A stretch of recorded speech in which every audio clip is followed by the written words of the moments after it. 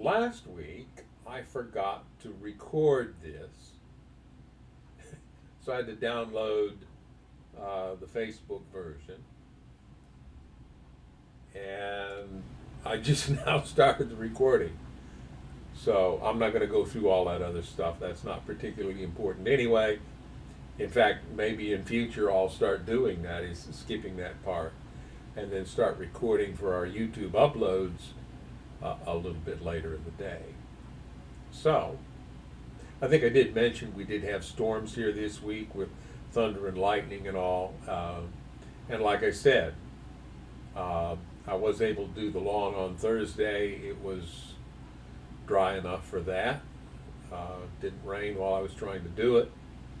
And one of the reasons I mentioned the work they're doing on fiber optic in our neighborhood is because one of the guys who was working there had parked his truck right beside our lawn, and he offered to move his truck because he saw I was about to start mowing. And I said, yeah, that would be nice. I won't be getting to it for a few minutes. If you could have it moved by then, I'd appreciate it. And he did. He moved his truck for us. So we were able to finish the lawn and go on with our week.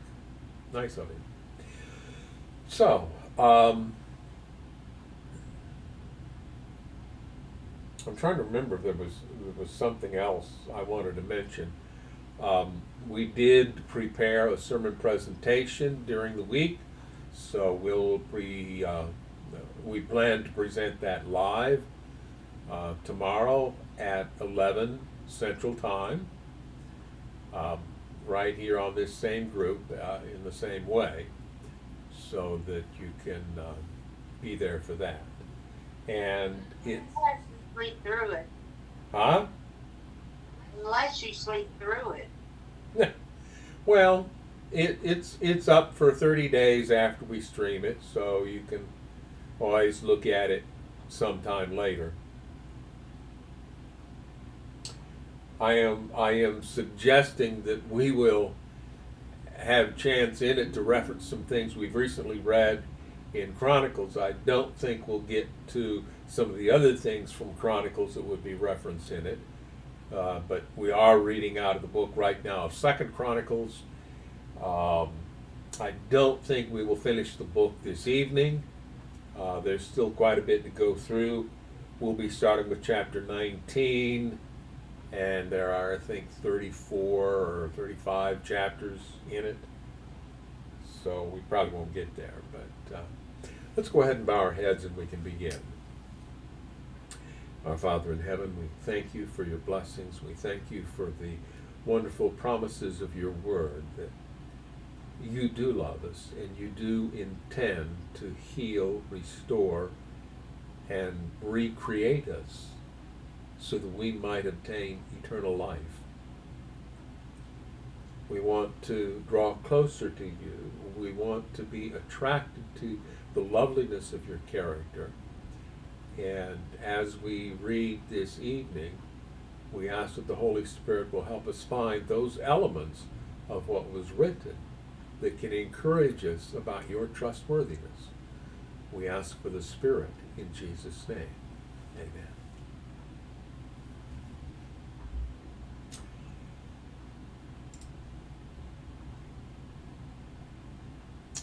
All right, so we'll make the transition here.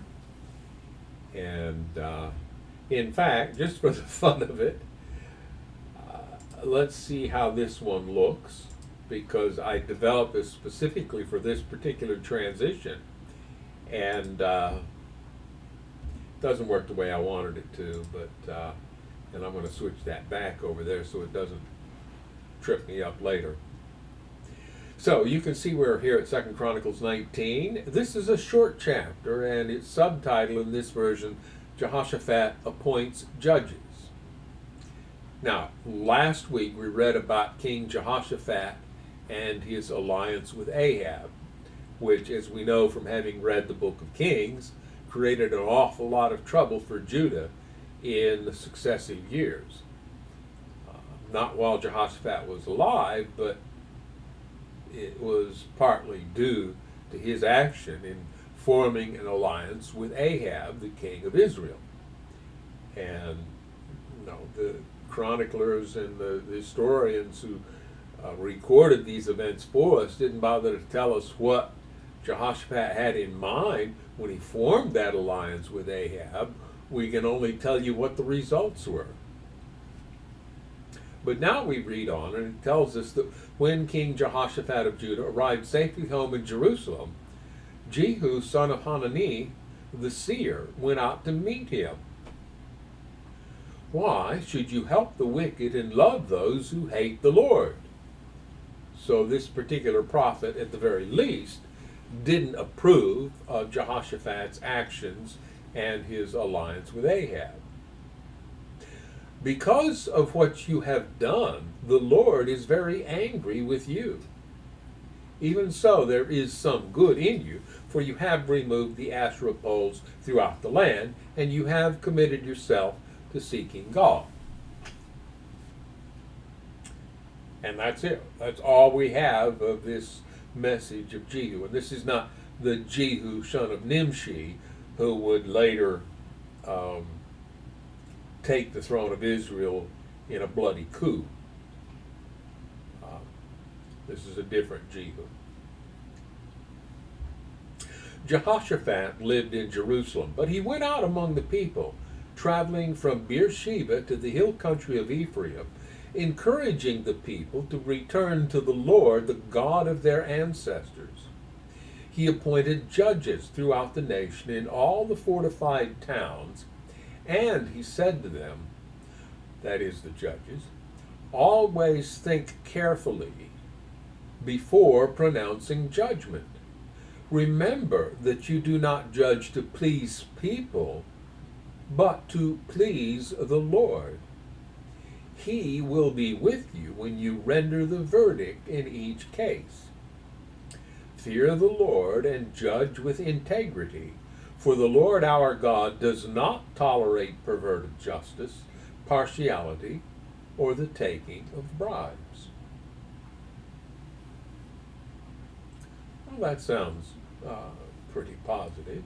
And this is not something that we read about in Kings. They had, different fish to fry in terms of what they wanted people to know as they recorded the history. And this apparently to them wasn't that important, but to the post-exilic Jews, this was something that was important to relate. Also recall that the books of Kings give us information about both kingdoms throughout the history from David down to the Babylonian captivity. Whereas Chronicles only mentions the kings of Israel in passing as they interact with the Judean kings. And so it has more time to tell us things about the Judean kings, like this bit about Jehoshaphat and him appointing judges.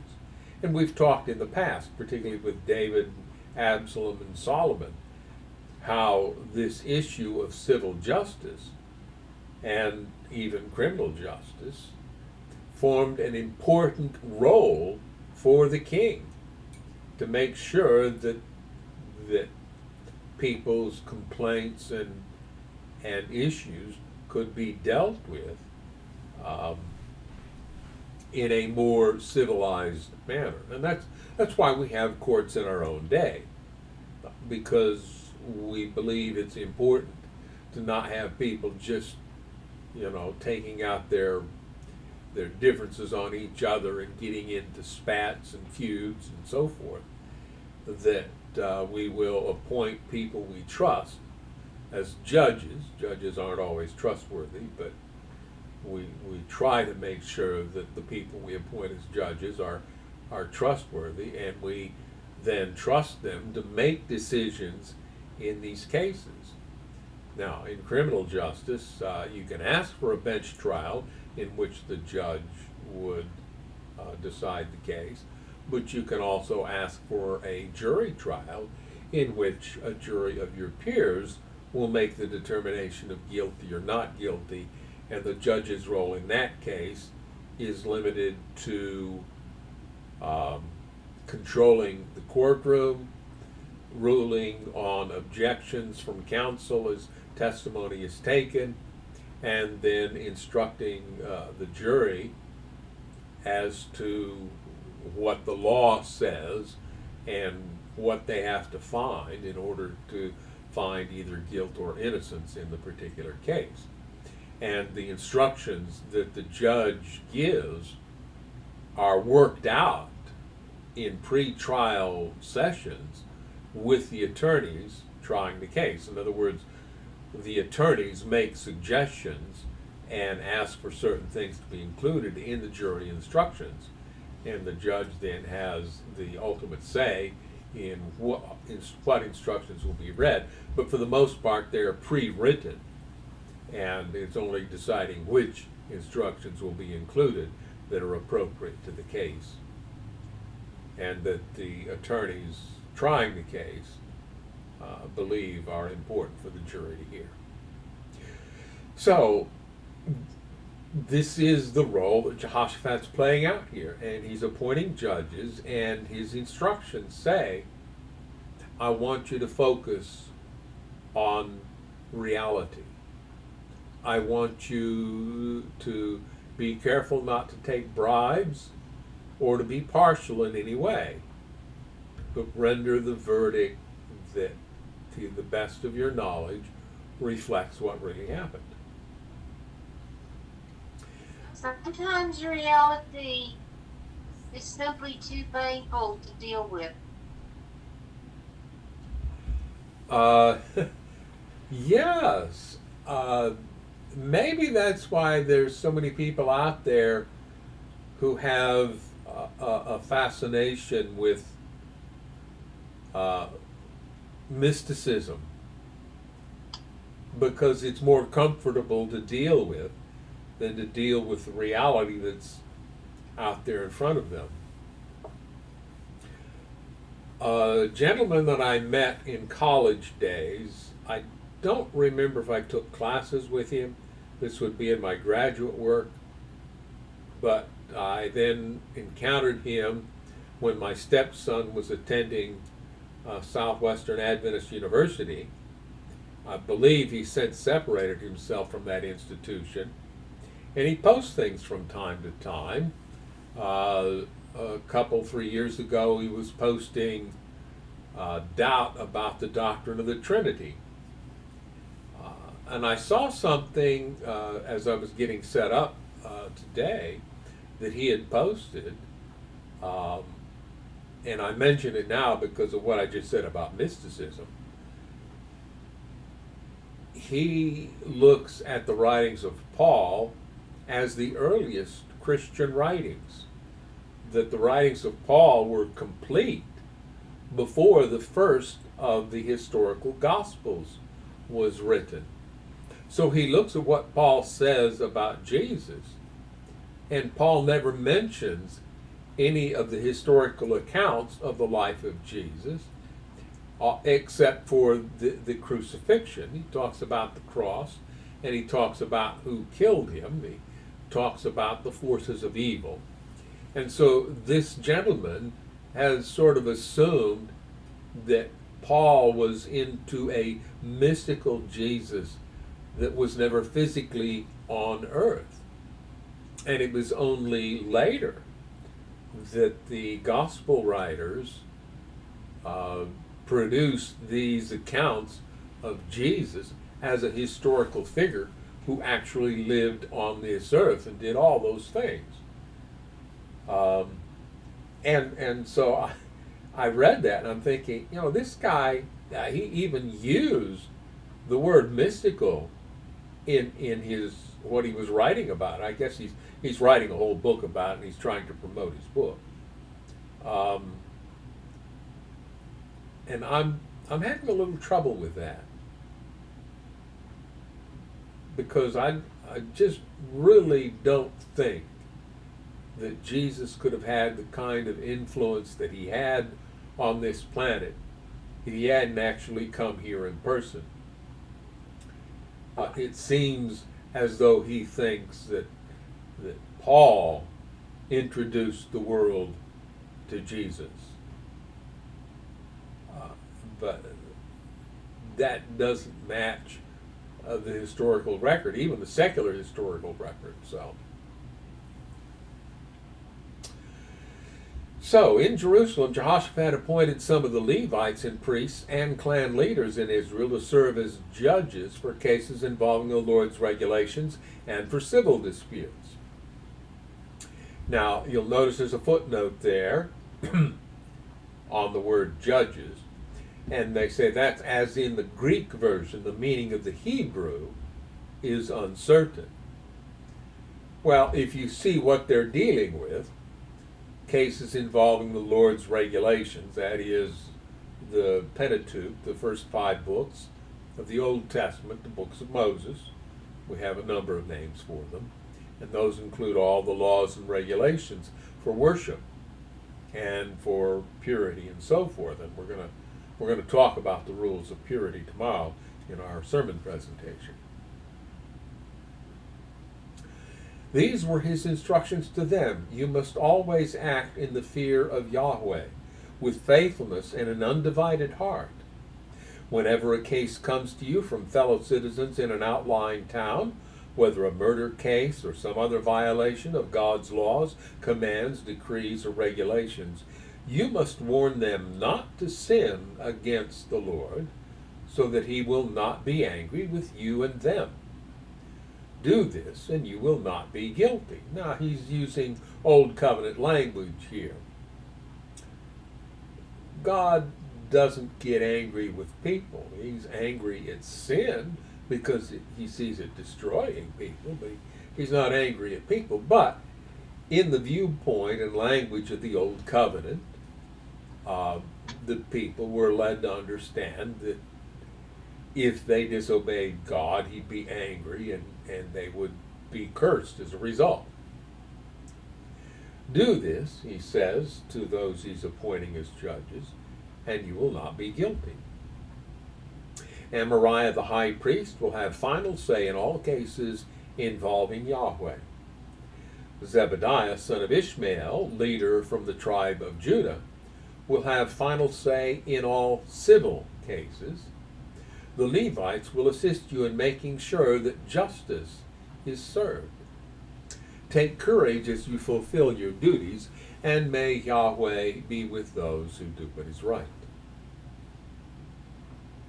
Now, I find an interesting divide here, because in verses 4, 5, 6, and 7, he's appointing judges in all the fortified towns to whom the people can come. And this mirrors the approach that Moses took at the prompting of his father-in-law, to appoint judges to hear the easier cases, and then the more difficult cases only would be brought to Moses, so he didn't wear himself out making these decisions. But given what it says later, I think these judges are all civil-only judges. And when in Jerusalem then he appoints priests and clan leaders to serve as judges, they're dealing with the laws, and that would include the 10 Commandment laws. So all the things that we would think of as criminal justice would have been appointed to these Levites, so that only civil cases would go to these other judges. Now, in our modern court systems, at least here in this country, generally we don't make that division. Now, we do have a division in courts. In a lot of states, there's district courts and then circuit courts. In some other states, it might be district courts and superior courts. The district courts in general will hear misdemeanor cases, and they will do the initial stages of processing in felony cases.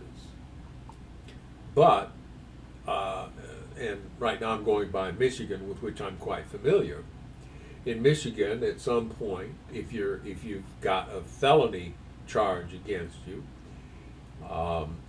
unless you waive it, there will be a preliminary examination.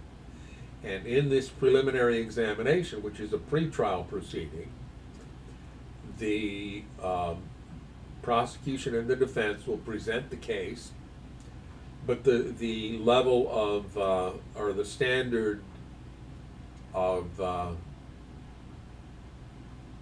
what do I want to say there?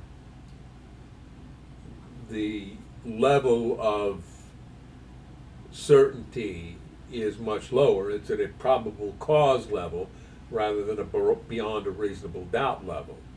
So if in that preliminary hearing the prosecution can show probable cause that a crime was committed and that the defendant committed it, then the district judge will bind the case over to the circuit judges, and the circuit judges will then take the case from there. And there will be more pretrial proceedings up to a trial, and some of those proceedings are designed to allow a defendant to take a plea deal, to have his attorneys work with or her attorneys for that matter, to work with prosecution attorneys to see if an offer can be made so that the thing doesn't have to go to trial, because trials are pretty involved and expensive, and the government has to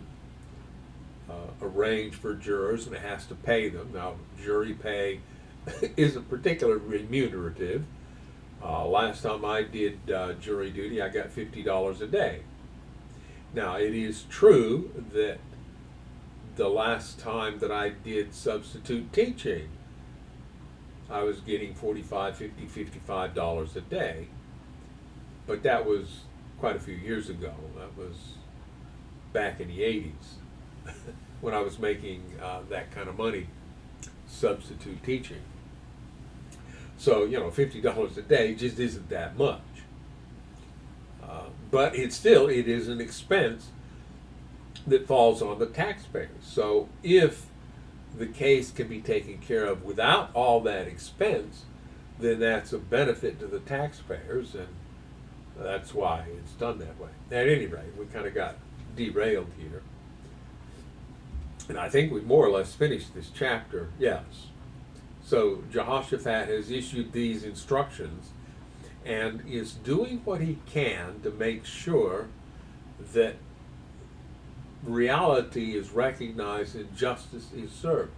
It's really difficult to remove justice from reality, because if reality isn't let in, you can't really have justice, because justice involves setting things right. And if you get it wrong, you haven't set anything right, obviously. All right, moving on to the next chapter.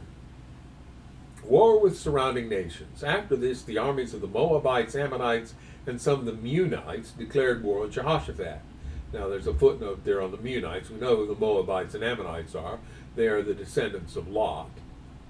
Let's see here. As in some Greek manuscripts, the Hebrew repeats Ammonites.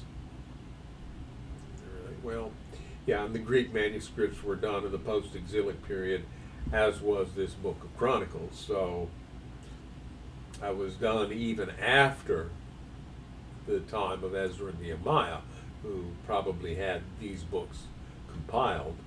And so that was done by the Jews in Egypt, who prepared Greek versions of their scriptures to be placed in the libraries at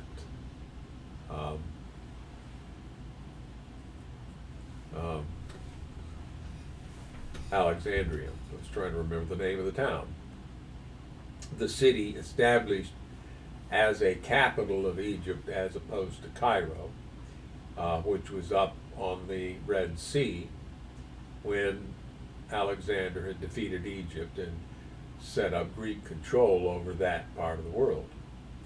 And the Greeks thereafter were very big on learning and literature and establishing libraries to store all this knowledge. And they asked the Jews there to produce a Greek version of their scriptures, and they did, and that's known as the Septuagint. And it is often relied on to help us understand the meaning of the Hebrew. Messengers came and told Jehoshaphat, a vast army from Edom is marching against you from beyond the Dead Sea. They are already at Hazazon Tamar. This was another name for En-Gedi. And there's two more footnotes there, so let's scroll down and see what they are, B and C. The B is as in one Hebrew manuscript. Most Hebrew manuscripts and ancient versions read Aram. Now, Aram, not sure the exact boundaries of Aram at that time, although all of Aram, Edom, Moab, and Ammon may have been considered Aram. They probably all spoke the same language, I'm not sure. At any rate, and then Hebrew reads the C for footnote C there. And let's see where that is.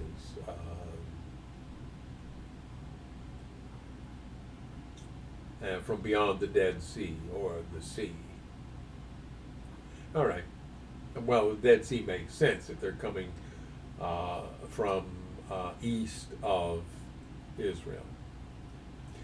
Jehoshaphat was terrified by this news and begged the Lord for guidance. He also ordered everyone in Judah to begin fasting. So people from all the towns of Judah came to Jerusalem to seek the Lord's help. Now, I can't tell you for sure if this is chronological. Is this something that happened after he got this word from Jehu, the son of Hanani? The way it's given here, it would be the case, and this is also then after he's appointed these judges. So he has apparently, based on the word of this prophet, taken things seriously and tried to make a real effort to return to Yahweh, the God of Israel, the Creator. So people from all the towns of Judah came to Jerusalem to seek the Lord's help. Jehoshaphat stood before the community of Judah and Jerusalem in front of the new courtyard at the temple of the Lord. He prayed, O Lord, God of our ancestors, you alone are the God who is in heaven. You are ruler of all the kingdoms of the earth. You are powerful and mighty. No one can stand against you. O our God, did you not drive out those who lived in this land when your people Israel arrived? And did you not give this land forever to the descendants of your friend Abraham? Your people settled here and built this temple to honor your name. They said, whenever we are faced with any calamity such as war, plague, or famine, we can come to stand in your presence before this temple where your name is honored. We can cry out to you to save us, and you will hear us and rescue us. And that's exactly the essence of Solomon's prayer of dedication. That when the nation got in trouble, if it wanted to come back to God and seek his assistance, they were to do so at that temple. And so that's what Jehoshaphat does in this instance. And there's evidence that God honored that. Let's read on. And now see what the armies of Ammon, Moab, and Mount Seir are doing. Mount Seir was a mount in Edom, so this is Family Feud again. Ammon and Moab, the descendants of Lot, and Edom, the descendants of Esau, all coming to attack Israel.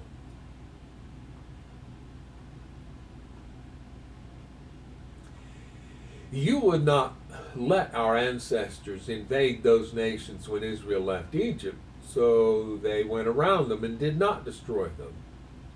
Now see how they reward us, for they have come to throw us out of your land which you gave us as an inheritance. O our God, won't you stop them? We are powerless against this mighty army that is about to attack us. We do not know what to do, but we are looking to you for help." As all the men of Judah stood before the Lord with their little ones, wives, and children, the Spirit of the Lord came upon one of the men standing there. His name was Jehaziel, son of Zechariah, son of Benaiah, son of Jael, son of Mattaniah, a Levite who was a descendant of Asaph. Right here we see the fascination of the post-exilic Jews with genealogy. So they give a long genealogy for this man upon whom the Spirit of the Lord came. He said, "Listen, all you people of Judah and Jerusalem. Listen, King Jehoshaphat. This is what Yahweh says. Do not be afraid. Don't be discouraged by this mighty army, for the battle is not yours, but God's." Isn't there a song about that? The battle belongs to the Lord. "Tomorrow, march out against them. You will find them coming up through the ancient ascent of Ziz at the end of the valley that opens into the wilderness of Jeruel. But you will not even need to fight. Take your positions, then stand still and watch the Lord's victory. He is with you, O people of Judah and Jerusalem. Do not be afraid or discouraged. Go out against them tomorrow, for the Lord is with you." Then King Jehoshaphat bowed low with his face to the ground, and all the people of Judah and Jerusalem did the same, worshiping the Lord. Then the Levites from the clans of Kohath and Korah stood to praise the Lord, the God of Israel, with a very loud shout. Early the next morning, the army of Judah went out into the wilderness of Tekoa. On the way, Jehoshaphat stopped and said, "Listen to me, all you people of Judah and Jerusalem. Believe in the Lord your God, and you will be able to stand firm. Believe in his prophets, and you will succeed." Yeah, 2 Chronicles 20:20. That's a verse that got often used in the tradition I was raised in, particularly that last sentence, "Believe his prophets, and you will prosper." That's the words of Jehoshaphat. And he's encouraging the people leading up to this potential battle. After consulting the people, the king appointed singers to walk ahead of the army, singing to Yahweh and praising him for his holy splendor. This is what they sang: "Give thanks to the Lord. His faithful love endures forever." And that's a phrase that we will find quite often as we read through the Psalms. That exact phrase. So this was something that had become sort of an oft-repeated refrain for the Israelite people. And I think it's important to pay attention to that second line, because that was the focus of their praise. Yes, they had a lot of misunderstandings about God, and they approached him from the old covenant approach, which sometimes led to fear. We'll talk about fear a little bit in tomorrow's sermon presentation. But the focus of their praise singing was his faithful love endures forever. John would make it more explicit in the New Testament when he penned, "God is love." But this is a statement of God's trustworthiness. And they're going to rely on that rather than on their own military might. And so in this case, the choir gets put in front of the army, of the soldiers. At the very moment they began to sing and give praise, the Lord caused the armies of Ammon, Moab, and Mount Seir to start fighting among themselves. The armies of Moab and Ammon turned against their allies from Mount Seir and killed every one of them. After they had destroyed the army of Seir, they began attacking each other. So when the army of Judah arrived at the lookout point in the wilderness, all they saw were dead bodies lying on the ground as far as they could see. Not a single one of the enemy had escaped. This is an interesting account, and this is one that's not included in the book of Kings. We didn't read this story before. This is only found here in 2nd Chronicles. Now, I'm not suggesting that this is inaccurate or historically questionable. I don't think that the authors of Chronicles would have written this down if it hadn't happened. I'm just pointing out that they've got a slightly different emphasis, and part of that's because they're only recounting the history of Judah, but also I think it's because they want to make the kings of Judah look as good as they can make them look, given the history they have to recount. And when we look at what's going on in the days of Ezra and Nehemiah, we can see why that might be the case, because they're refusing to let the people of Israel, or the people who lived in that territory anyway. I have read people who think that the Samaritans were the descendants of the people that moved into the northern kingdom, that were put there by the Assyrian kings, rather than descendants of the 10 tribes. I tend to believe the latter, but and that may have been the case. We didn't. I went back because it was like almost 3 years ago that we did a sermon about Ezra and Nehemiah, and I went back and read what I wrote there and reread the particular sections of Ezra. When the people in the northern territory asked to help the Jews rebuild the temple, Zerubbabel and Joshua told them no.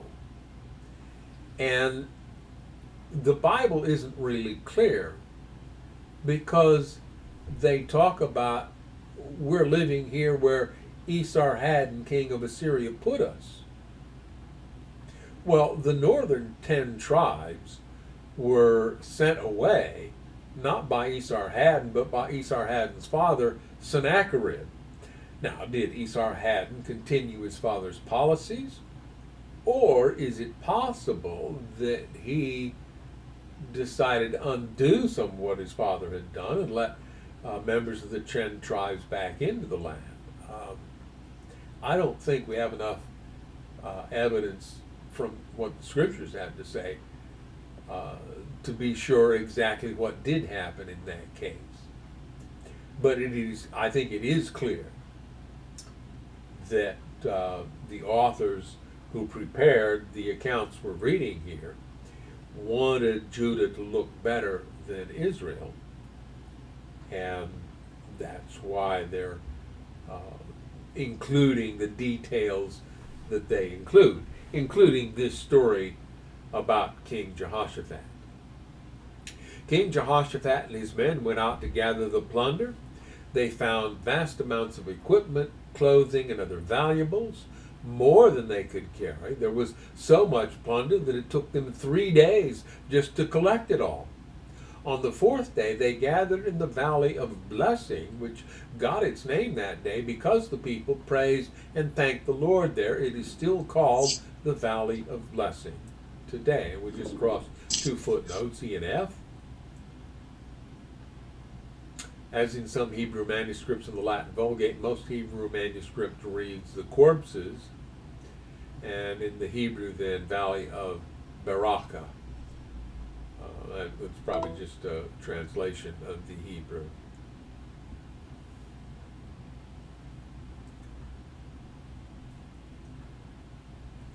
Then all the men returned to Jerusalem, with Jehoshaphat leading them, overjoyed that the Lord had given them victory over their enemies. They marched into Jerusalem to the music of harps, lyres, and trumpets, and they proceeded to the temple of the Lord. When all the surrounding kingdoms heard that the Lord himself had fought against the enemies of Israel, the fear of God came over them, so Jehoshaphat's kingdom was at peace, for his God had given him rest on every side. So Jehoshaphat ruled over the land of Judah. He was 35 years old when he became king, and he reigned in Jerusalem 25 years. 35 and 25 is 60. That's actually kind of old compared to some of the Judean kings. His mother was Azubah, the daughter of Shili. Jehoshaphat was a good king, following the ways of his father Asa.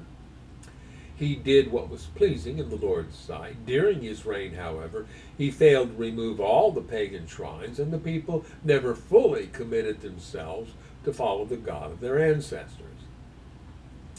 The rest of the events of Jehoshaphat's reign, from beginning to end, are recorded in the record of Jehu, son of Hanani, which is included in the book of the kings of Israel. Some time later, King Jehoshaphat of Judah made an alliance with King Ahaziah of Israel, who was very wicked. Ahaziah was a son of Ahab. Together they built the fleet of trading ships at the port of Ezion-Geber. Then Eleazar, son of Dodavahu from Mareshah, prophesied against Jehoshaphat. He said, "Because you have allied yourself with King Ahaziah, the Lord will destroy your work." So the ships met with disaster and never put out to sea. As G, H, and I, the last three footnotes there, or who made him do what was wicked. Well, yeah, that was a viewpoint. That's a viewpoint even our day, that you are influenced by those around you and become wicked because the people around you are wicked and you want to be like the Joneses. And I won't say that's an invalid viewpoint, I'm just pointing that out. Then H, Hebrew, fleet of ships that could go to Tarshish. And then in I, the Hebrew says they never set sail for Tarshish. Doesn't say what the disaster was. But moving on, next chapter, chapter 21. When Jehoshaphat died, he was buried with his ancestors in the city of David. Then his son Jehoram became the next king. Jehoram's brothers, the other sons of Jehoshaphat, were Azariah, Jehiel, Zechariah, Azariahu, Michael, and Shephatiah. All these were the sons of Jehoshaphat, king of Judah. Their father had given them valuable gifts of silver, gold, and costly items, and also some of Judah's fortified towns. However, he designated Jehoram as the next king because he was the oldest. But when Jehoram had become solidly established as king, he killed all his brothers and some of the other leaders of Judah. Not unheard of in that age. It was the kind of thing that the people of Israel had engaged in already and would continue to engage in. And recall that this Jehoram, it's about to tell us that more explicitly, is the one who married Athaliah, a daughter of Ahab and Jezebel. Let's read what it says here. Jehoram was 32 years old when he became king, and he reigned in Jerusalem 8 years, making him about 40 when he died. But Jehoram followed the example of the kings of Israel and was as wicked as King Ahab, for he had married one of Ahab's daughters. This is another issue that we're going to see here in these books of Chronicles, and it is the focus on the perils of marrying foreign women. And I'm not saying that the problems Jehoram had weren't related to him marrying a daughter of Ahab, but some of the conclusions they draw I don't think are entirely warranted. Reading on. So Jehoram did what was evil in the Lord's sight, but the Lord did not want to destroy David's dynasty, for he had made a covenant with David and promised that his descendants would continue to rule, shining like a lamp forever. During Jehoram's reign, the Edomites revolted against Judah and crowned their own king. So Jehoram went out with his full army and all his chariots. The Edomites surrounded him and his chariot commanders, but he went out at night and attacked them under cover of darkness. Even so, Edom has been independent from Judah to this day. The town of Libnah also revolted about that same time. All this happened because Jehoram had abandoned the Lord, the God of his ancestors. More old covenant thinking here.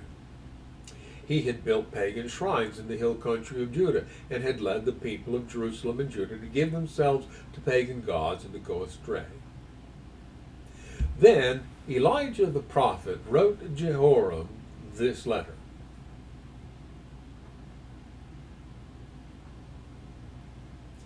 This is a very interesting passage. This is Jehoram, king of Judah. This is quite a while after the death of Ahab. And according to the books of Kings, Elijah has been taken away now. He was caught up to heaven in that chariot of fire, and Elisha has succeeded him. Now, there are several interpretations. Some interpreters read this and say, well, Elijah didn't really go to heaven in that fiery chariot, as evidenced by the fact that he was around to write this letter to Jehoram. Other interpreters say, well, yeah, okay, they forgot which was which. They wrote Elijah, but what they meant was Elisha.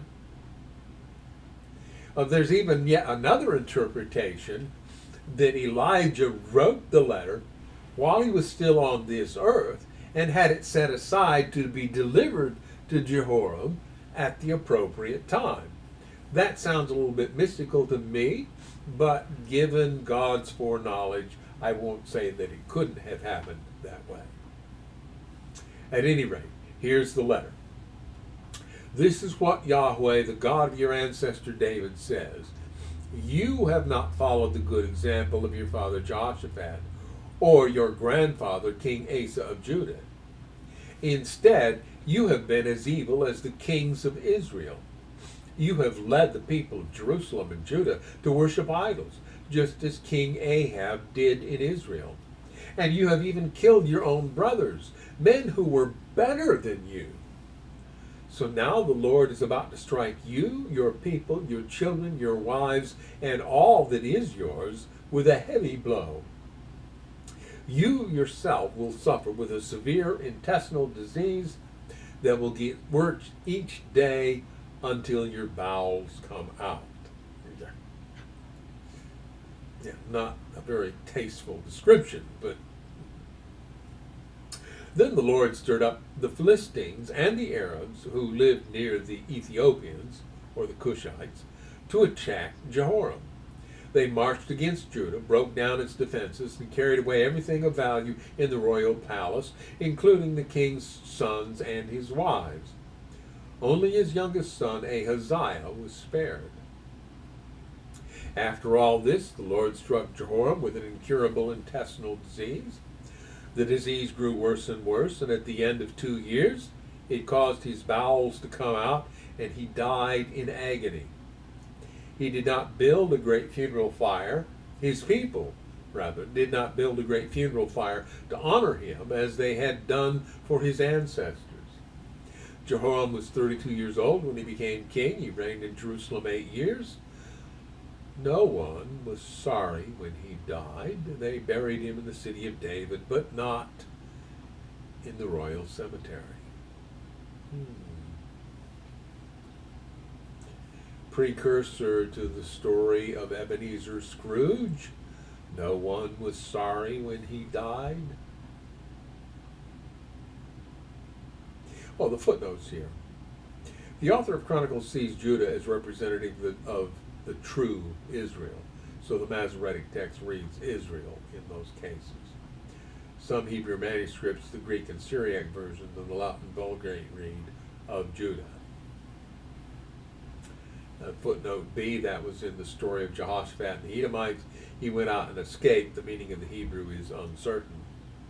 And I mentioned the Cushites there when he got to that. And then the Hebrew says Jehoahaz, a variant spelling of Ahaziah. Compare chapter 22, verse 1, which we're about to get to. Then the people of Jerusalem made Ahaziah, Jehoram's youngest son, their next king, since the marauding bands who came with the Arabs had killed all the older sons. Arabs is footnoted, marauding bands of Arabs, all right. So Ahaziah, son of Jehoram, reigned as king of Judah. Ahaziah was 22 years old when he became king, and he reigned in Jerusalem 1 year.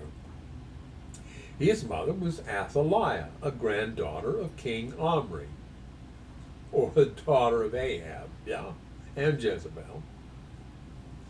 Ahaziah also followed the evil example of King Ahab's family, for his mother encouraged him in doing wrong.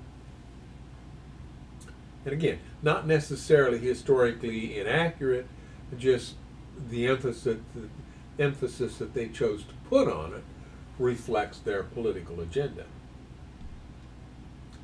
He did what was evil in the Lord's sight, just as Ahab's family had done. They even became his advisors after the death of his father, and they led him to ruin. Following their evil advice, Ahaziah joined Joram, or Jehoram, the son of King Ahab of Israel, in his war against King Hazael of Aram at Ramoth Gilead. When the Arameans wounded Joram in the battle, he returned to Jezreel to recover from the wounds he had received at Ramoth. Because Joram was wounded, King Ahaziah of Judah went to Jezreel to visit him. But God had decided this visit would be Ahaziah's downfall. While he was there, Ahaziah went out with Joram to meet Jehu, grandson of Nimshi, footnote G, the Hebrew descendant of Nimshi, compare 2 Kings 9, 2 and 14.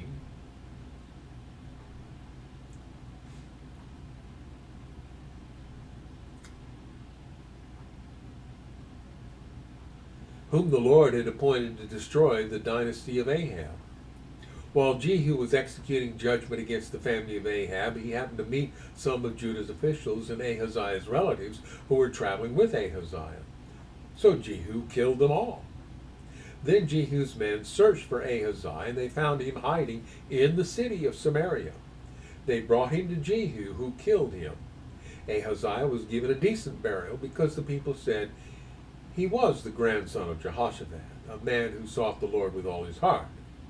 But none of the surviving members of Ahaziah's family was capable of ruling the kingdom. Recall, he's only 22 when he takes king. He's only 23 when he dies. Any sons he had wouldn't have been very old. But we know what happens, and now we're going to read this version of it. When Athaliah, the mother of King Ahaziah of Judah, learned that her son was dead, she began to destroy the rest of Judah's royal family. But Ahaziah's sister, Jehoshaphat, the daughter of King Jehoram, took Ahaziah's infant son Joash and stole him away from among the rest of the king's children who were about to be killed. She put Joash and his nurse in a bedroom. In this way, Jehoshaphat, wife of Jehoiada the priest and sister of Ahaziah, hid the child so that Athaliah could not murder him. Joash remained hidden in the temple of God for 6 years while Athaliah ruled over the land. Now, there's another detail that we didn't get in Kings, and that is that this Jehoshaphat was the wife of the priest. So the priest, who was now the high priest, had married a daughter of King Jehoram, which would have meant she was also Athaliah's daughter, probably. Well, maybe not. I mean, you know, most of the kings had multiple wives, so maybe she wasn't Athaliah's daughter, and maybe that's why she took the action she took. But she was Jehoram's daughter, and the high priest, or the one who would become the high priest, had married her, and now she and her husband worked together to hide this one descendant of David, the only one left alive, in the temple for 6 years. And of course, we've already read this story in the book of Kings, but let's see how they tell it. In the 7th year of Athaliah's reign, Jehoiada the priest decided to act. He summoned his courage and made a pact with 5 army commanders: Azariah, son of Jeroam; Ishmael, son of Jehohanan; Azariah, son of Obed; Maaseiah, son of Adiah; and Elishaphat, son of Zichri. These men traveled secretly throughout Judah and summoned the Levites and clan leaders in all the towns to come to Jerusalem. They all gathered at the temple of God, where they made a solemn pact with Joash, the young king. Jehoiada said to them, "Here is the king's son. The time has come for him to reign. The Lord has promised the descendant of David will be our king. This is what you must do. When you priests and Levites come on duty on the Sabbath, a third of you will serve as gatekeepers. Another third will go over to the royal palace, and the final third will be at the foundation gate. Everyone else should stay in the courtyards of the Lord's temple. Remember, only the priests and Levites on duty may enter the temple of the Lord, for they are set apart as holy. The rest of the people must obey the Lord's instructions and stay outside. You Levites form a bodyguard around the king and keep your weapons in hand. Kill anyone who tries to enter the temple. Stay with the king wherever he goes." So the Levites and all the people of Judah did everything as Jehoiada the priest ordered. The commanders took charge of the men reporting for duty that Sabbath, as well as those who were going off duty. Jehoiada the priest did not let anyone go home after their shift ended.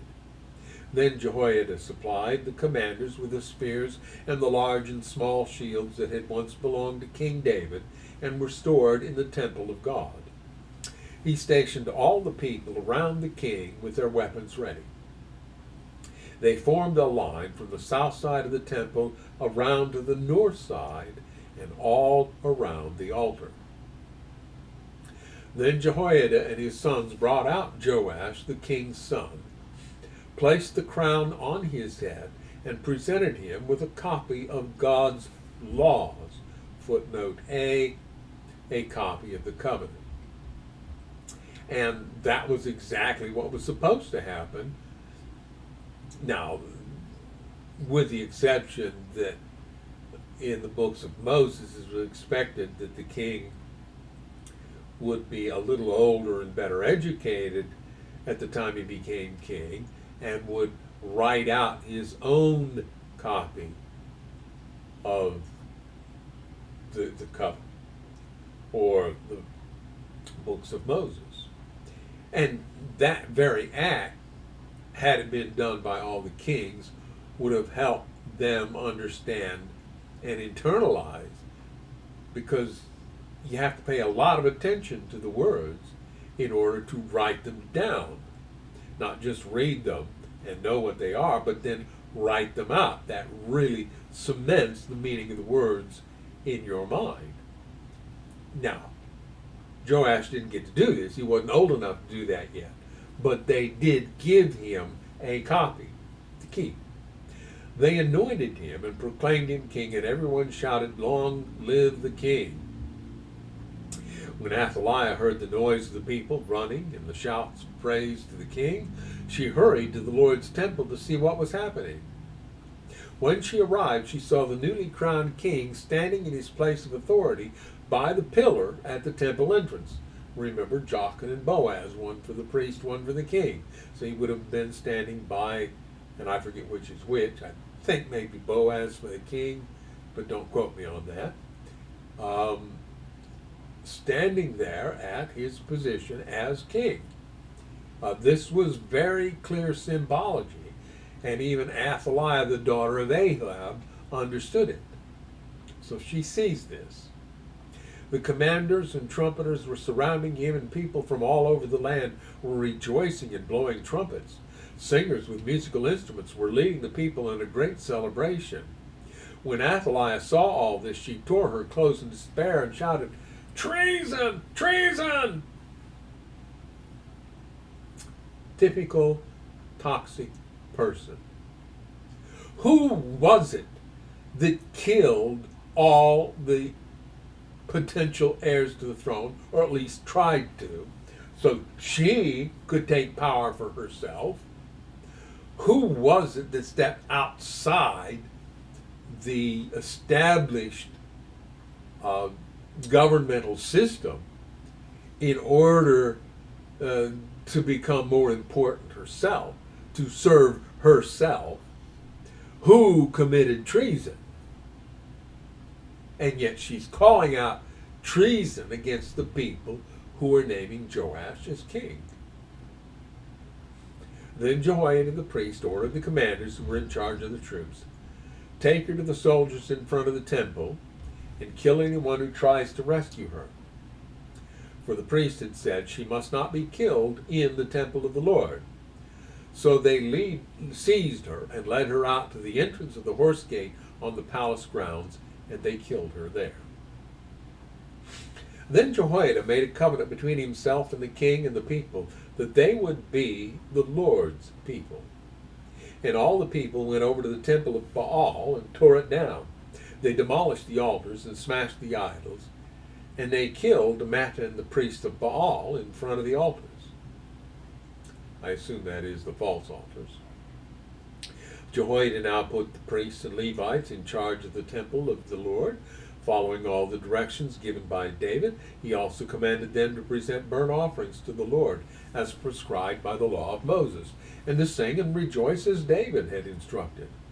He also stationed gatekeepers at the gates of the Lord's temple to keep out those who for any reason were ceremonially unclean. Then the commanders, nobles, rulers, and all the people of the land escorted the king from the temple of the Lord. They went through the upper gate and into the palace, and they seated the king on the royal throne. So all the people of the land rejoiced, and the city was peaceful because Athaliah had been killed. When there are toxic people involved, if you can remove them from your life, we don't advocate murder, but if you can remove them from your life, you can obtain peace. In fact, sometimes our own mental health requires that we separate ourselves from certain toxic people.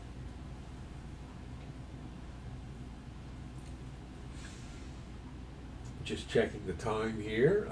We've got, according to that clock, about 20 minutes to go here. Joash was 7 years old when he became king, and he reigned in Jerusalem 40 years. Now, 40 years was the reign of roughly of Saul, David, and Solomon. So that was a pretty good time. But he's starting from a pretty young age, so, yeah. His mother was Zibiah from Beersheba. Joash did what was pleasing in the Lord's sight throughout the lifetime of Jehoiada the priest. Jehoiada chose 2 wives for Joash, and he had sons and daughters. At one point, Joash decided to repair and restore the temple of the Lord. He summoned the priests and Levites and gave them these instructions. Go to all the towns of Judah and collect the required annual offerings so that we can repair the temple of your God. Do not delay. But the Levites did not act immediately. So the king called for Jehoiada the high priest and asked him, "Why haven't you demanded that the Levites go out and collect the temple taxes from the towns of Judah and from Jerusalem? Moses, the servant of the Lord, levied this tax on the community of Israel in order to maintain the tabernacle of the covenant." Footnote A would be probably tent of the testimony, tent of meeting. All right, that was the structure prepared by under Moses' direction in the wilderness.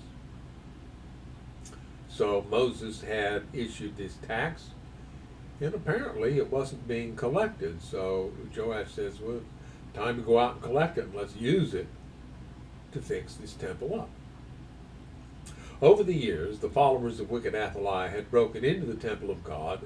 They had used all the dedicated things from the temple of the Lord to worship the images of Baal. So now the king ordered a chest to be made and set outside the gate leading to the temple of the Lord. Then a proclamation was sent throughout Judah and Jerusalem, telling the people to bring to the Lord the tax that Moses, the servant of God, had required of the Israelites in the wilderness. This pleased all the leaders and the people. That's unusual. He issues a new tax and the people like it. Well, maybe they understood what it was for and approved of it. And I just recently saw a meeting of the County Board of Commissioners in Harris County. Harris County is the county that includes Houston, Texas. And the county judge, and in some states, judge in that instance does not refer to a criminal or civil judge, but rather to the head of the legislative body, the Board of Commissioners, had promoted a program for early childhood education in Harris County.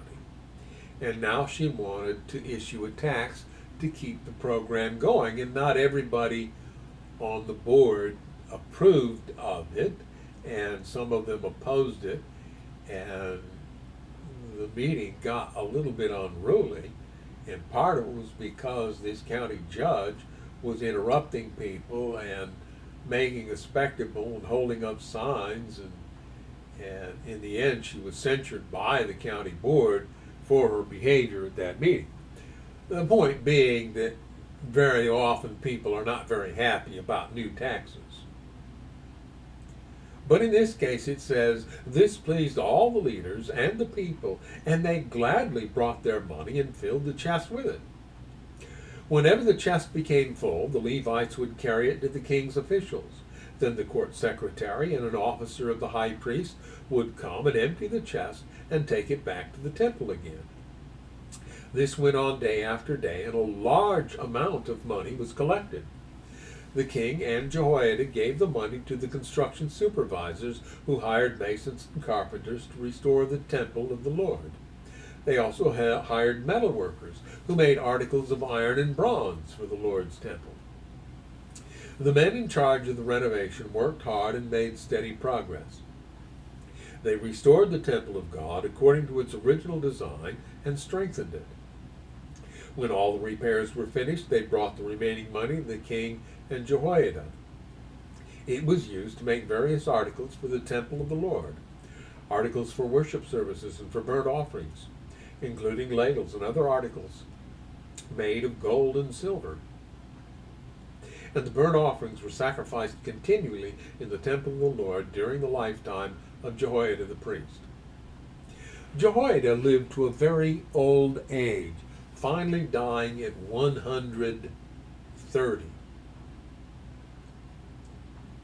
Now, I'm not doing the math on this completely, but that means he had to be quite a bit older than the wife who saved Joash. So she may not have been his only wife. He was buried among the kings in the city of David because he had done so much good in Israel for God and his temple. 130. Yeah, you've got kings here. I mean, David lived to 70. Solomon lived to about that. Some of the kings here we've read lived to 60. Joash himself would live to 47. So 130. That was definitely a ripe old age. And it's over what was specified in the book of Genesis, in chapter 6. My spirit shall not always strive with man, his days shall be 120 years. It's about how long Moses lived. And that's the age that scientists in our day said we could reach if we could remove all the environmental and lifestyle threats to our health, that we could make it to about 120. That's what they expect is the normal human life expectancy, vacant all these other problems. Interesting. And here this man lived 10 years beyond that, a very old age.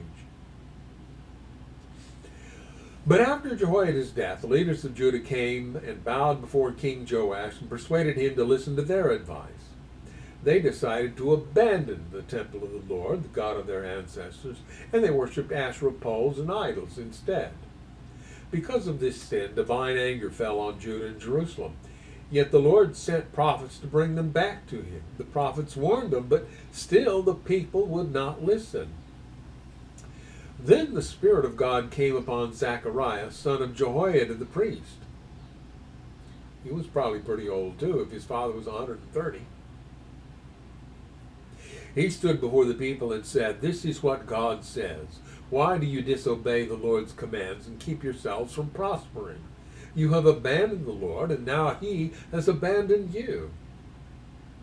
Then the leaders plotted to kill Zechariah, and King Joash ordered that they stone him to death in the courtyard of the Lord's temple.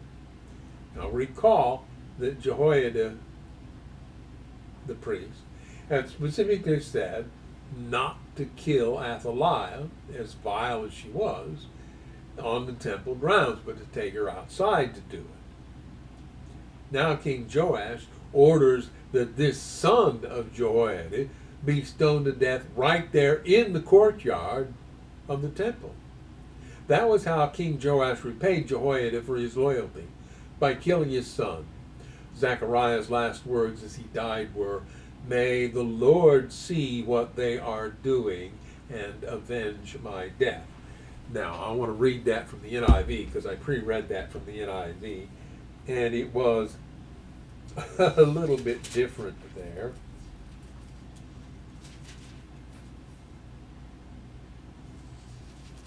And we are in chapter 24 at verses 21 and so.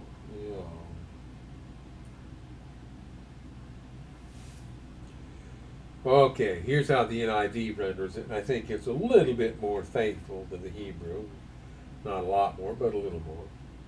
King Joash did not remember the kindness of Zechariah's father Jehoiada had shown him, but killed his son, who said as he lay dying, "May the Lord see this and call you to account."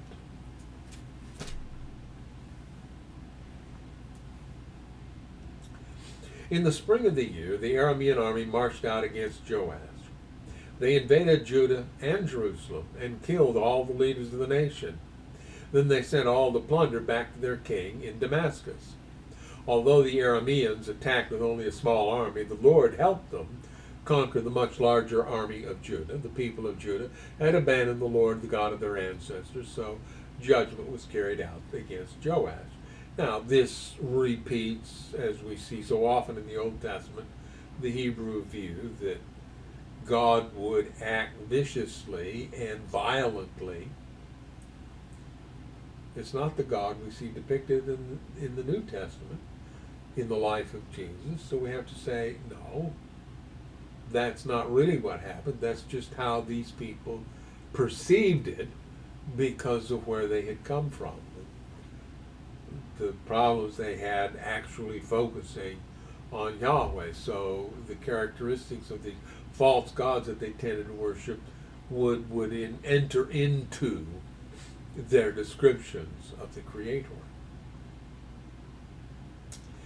The Arameans withdrew, leaving Joash severely wounded, but his own officials plotted to kill him for murdering the son of Jehoiada the priest. They assassinated him as he lay in bed. Then he was buried in the city of David, but not in the royal cemetery.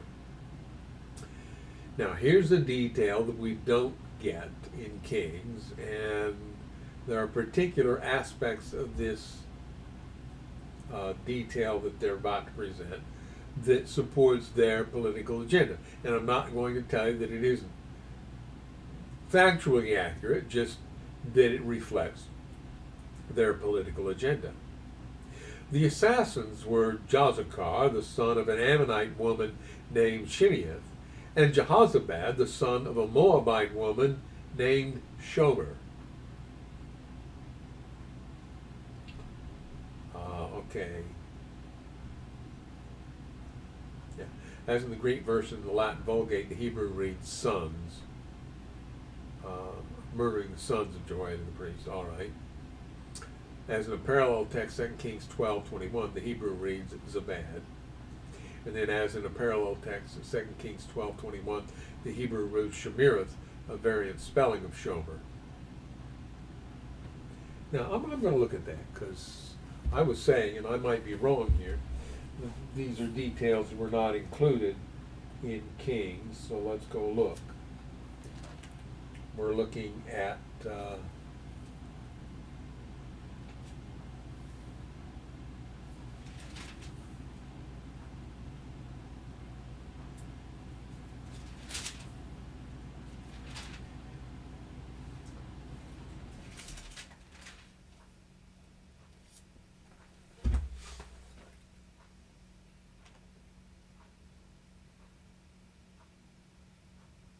okay.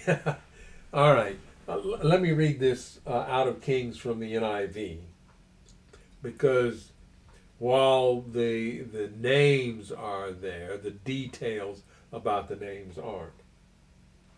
His officials conspired against him and assassinated him at Beth Millo on the road down to Silla. The officials who murdered him were Jozabad, son of Shimeath, and Jehoshaphat, son of Shomer.